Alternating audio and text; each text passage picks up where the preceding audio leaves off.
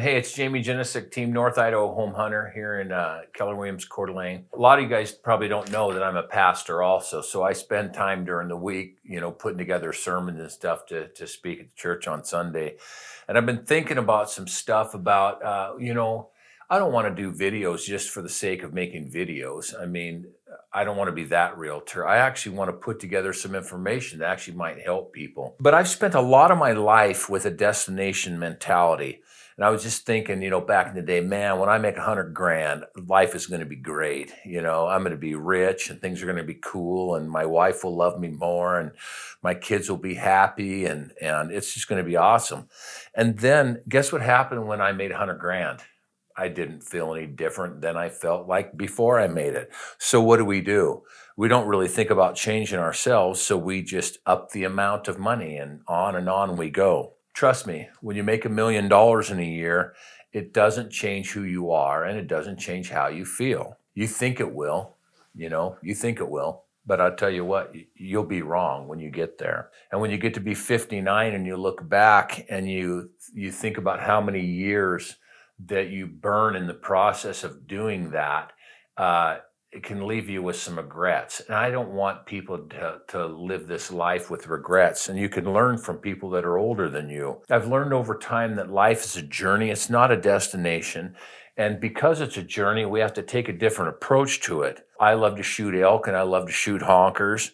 But I've realized over time that how many elk I kill and how many geese I shoot or how much money I make, that does not determine who I am. Have you spent much time thinking about what kind of a legacy are we going to leave? What kind of a imprint? What kind of a mark are we going to make on this world and on this earth? If I could oversee my funeral, what's it going to look like? Might have 10, 15 people there and they go, well, that Jamie killed a bunch of elk and he killed a bunch of honkers. He sold some houses and he sold some land. The end. Wow, that would really be awesome. What an impact, right? Oh, I forgot. Oh, Jamie's really a nice guy too. I hope that people think that. But you know what? I hope that my life is more than that. And I honestly feel today that if that's the way my funeral looked like, I've pretty much squandered my life and I don't want to squander it. We have a lot better clarification now, Sherry and I, in our life of where we want to go in business and relationships, spiritual wise, that kind of thing. So I want to ask, this is what's been going on in my brain. When we start talking about investing into something like real estate, why do we make it an either or conversation? Why do we think that it's either got to be this or it's got to be this? And let me tear this apart a little bit. Back in the day, Sherry and I, it was in 1999, we bought a brand new Dodge Grand Caravan, and it was nice. It was red, it was garnet red, it had electric doors and power windows and door locks and air conditioning, all the cool stuff, front wheel drive. It drove nice. It was super good for long trips. It was super good for raising kids. And in 1999, I made $53,000 that year. My first year that I had bumped over 50, I made 53 grand. I started at Dave Smith and then I worked my way. We basically, Troy Hoyam and I started the fleet department. And so by my second year at Dave Smith, I was making 100 grand a year. Was the van still a good vehicle? It sure was. It was a great vehicle.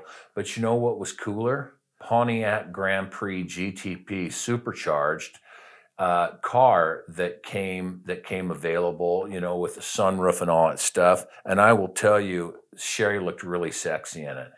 It was a nice car. It was fast. It was fun to drive. And you know what also who else thought it was sexy was the police, because there was that car got pulled over many, many times and for speeding. And that's all I have to say about that. But we drove that Pontiac Grand Prix for a couple of years. And then, of course, a 95 SS Impala came in on trade, which, of course, I needed that one. And because everybody needs an SS Impala that'll do 140 miles an hour. In fact, Travis, it was your dad who put the springs on that. I just realized that the other day. I had ordered, your dad showed me these HR springs and your old man installed them for me. That was a great car. But was it a great investment? Not really. We drove that car for quite a while. And then we decided that we needed another car. So let me ask you a question. Do you think we went and bought another minivan? No, we did not, just in case you thought we did. I liked the van and stuff, but I don't think my wife thought it was great having a minivan. I thought it was one of the most awesome cars ever. So we start looking at rigs, and you know what we settled on? We settled on a Buick Enclave. The first year Buick Enclave came out, it was white diamond, it was beautiful, and we got everything on it that you could get. Let me ask you, do you think it was more expensive than the minivan or the Grand Prix GTP? It was. We made that decision because we were comparing ourselves to everybody else around us, and we felt like we were moving forward because all of a sudden now we're driving a super nice vehicle. But let me ask you something. Do you really think we were moving forward financially? You already know the answer. So let's go back to real estate. We bought our first house in 1999 for $108,108. It was a California split level. And of course, I would never own a split. I would never own a split. You know how many splits I've sold to people who told me they would never own a split?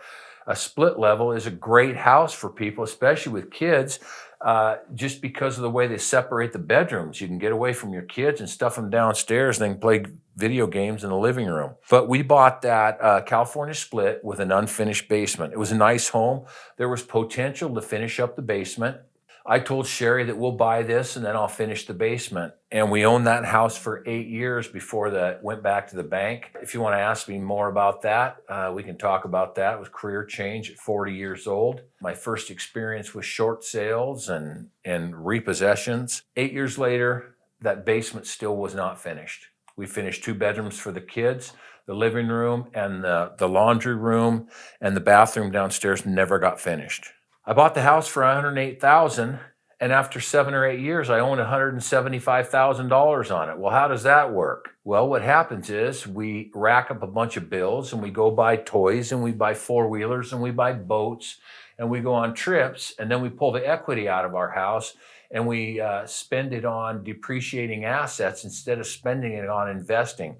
So no, I did not invest that money.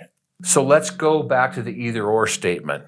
I met a young man this last weekend that is in the process of selling his second home. And this second home that he had bought, he had invested in this a couple years ago, and it needed some remodeling, and part of it was unfinished, it sounds like, if I'm remembering right, but it had potential to fix it up to sell some more, or to get some more money out of it. So he's pulling quite a bit of equity. And his fiance, she has a good job, and they're selling this house, and they're looking for another house to buy. Now, he's looking for an investment. That's where his brain's at. She's looking for something nice. And here's the thing. Why does it have to be either or? Can't you find something that is an investment that's good for the future, but also that's something nice? Maybe you could find a house that's got a basement to finish up. Maybe you could do some updating or some remodeling. Okay, she isn't really keen on all that because she wants something that's nice and she wants it turnkey. And is there anything wrong with that? No, it's not a bad thing. It's not a bad thing or a good thing. It's just a thing. But I think part of the challenge is as us men or us husbands, we have a tendency to overpromise and underdeliver in our relationship. Remember my house that I had owned 8 years, still didn't have the basement finished. I think we can have the best intentions sometimes, but I don't know if our spouses will always bank on our intentions. As I was putting this together, I was thinking about 6 months ago, my wife asked me, "Hon, will you please attach the dishwasher, the thing that screws into the cabinet that keeps the dishwasher from falling forward?" And mine doesn't have a screw because we got quartz countertops, so I'm going to have to epoxy it in there. She asked me to fix that about 2 years ago, and I haven't.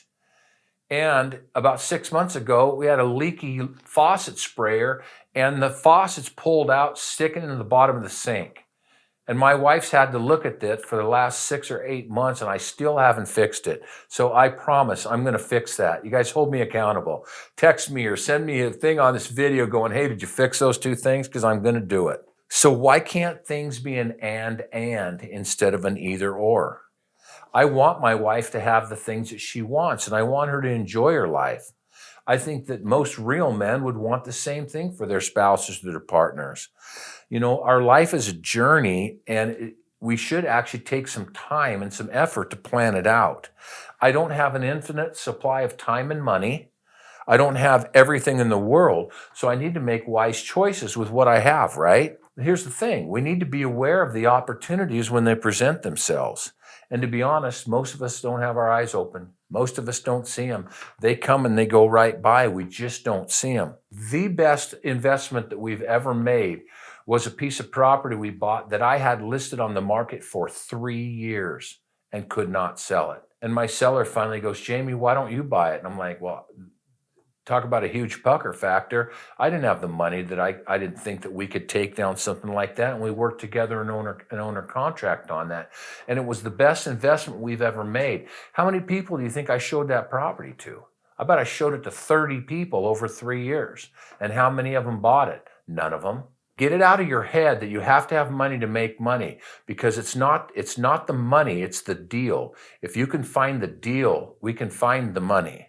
And it doesn't always have to be an off-market thing. Like I said, some of the best investments we've made have been on the market. So here's a couple things to consider, and I'll wind this up. It is never going to be back to the good old days. You're probably not going to find a 300-acre piece of land that you go in and cut all the cedar out and pay for the whole property and own the rest of the land. I don't see those deals anymore. But I'll tell you what, there's still opportunities if you're watching for them. As a parent, we may need to step up and help our kids.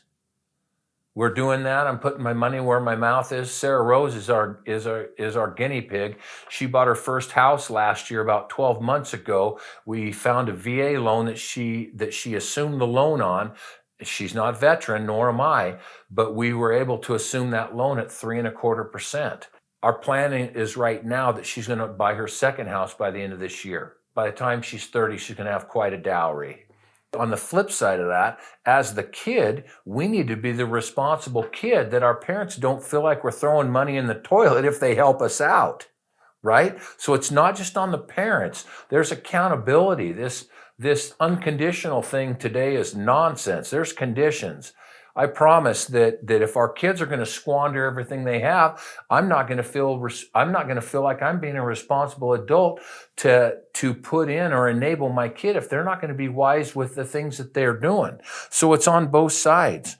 Just consider this. What if you sold your house and bought a duplex? If we go by what the world decides as success, if we sold a house and bought a duplex and lived in one side of it, which you can actually buy a triplex today with an FHA loan as long as you occupy one of the spaces, how many of us would feel like we're going forward versus going back? Most of the world would look at us and think that you're going backwards because you sold your nice home and you bought an investment. But let me ask you, do you think that when we bought the Buick and got rid of the Dodge Caravan and the Grand Prix GTP, and we bought the new Buick Enclave, do you think we were moving forward? We weren't. It looked like it to the world because we looked cooler. That white diamond paint was cool and those chrome wheels, and that payment was so much nicer too because it was 3 times as much as the Dodge Caravan was. If we don't have the money for a down payment on a home or a piece of property, maybe we might have to adjust some of our habits. And just in case you're thinking that I'm not beating myself up, do you know what a Leopold VX5 scope runs? I bet Sherry doesn't know because I kept it on the lowdown, but it's $1,100. And I put it on my new Tika T3 300 Win Mag camoed out, and guess what? Killed a ton of paper with it this year. I never even pulled the trigger on an animal. So let me ask you, that investment of $2,500, how much meat did that put in the freezer? Well, it put in 0 this year. We are where we are because of the decisions we make. People are really nervous about these interest rates right now. And so we see it affecting the phone calls, that are coming in.